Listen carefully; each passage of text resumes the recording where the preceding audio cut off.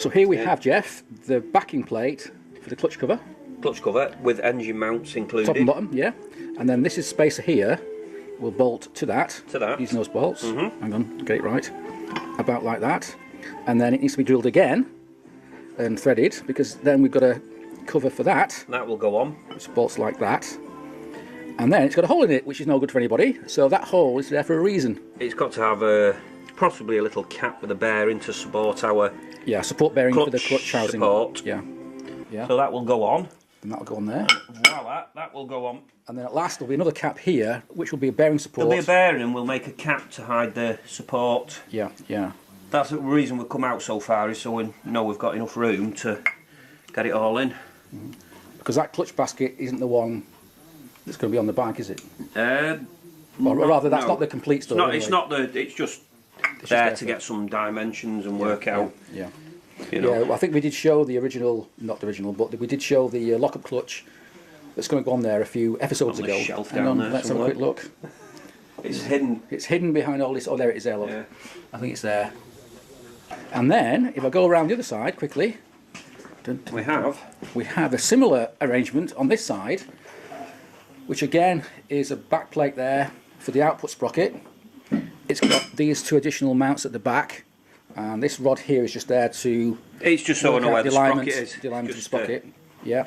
So basically we know roughly that is going to be in the ballpark. Yeah. And we mentioned that in the last episode where we're going to drill this, machine it out and bolt it to the output shaft there, which is... We've made a snout and then suddenly I thought, oh, hell, we can't use that. That doesn't sound good. No, because that has got to go on there. Yep. Which it doesn't have any support on that. Doesn't have any support. Originally in the bevel box it had two taper rollers which held that from moving. So if we just put a couple of welds on there, it could not quite be straight. Have an issue. So what's the answer then? It could. Well, what I might have to do is make a cap, which we have a block of aluminium there. Yeah. That will go in. With a massive and we will have another bearing fitted in it. Yeah. Of which we'll have to sleeve it. Of which that'll end up being about there. Right. And then we can make a cover to come off. And is that because this is originally a shaft drive bike? It's a shaft drive bike. And if it wasn't a shaft drive bike, we wouldn't have this issue.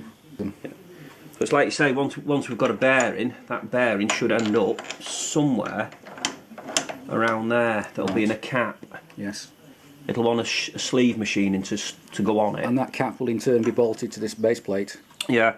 This is a plate that's been done. It's got our dowels in. It's a template. It's a fixture. A template, so that you can actually mount this accurately. It's got our centre hole in. Yeah.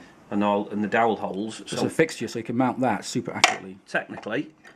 Well, if that wasn't in the way. We can drop it a bit without moving the... So you'll just get that lined up with the dowels. There we go. So that's now dropped in. That's now on the dowels. So now you know that is precisely where it should be, and the centre of that is precisely... I mean, obviously, you're always... Yeah. But the clutch basket does fractionally move, so you'd have to be...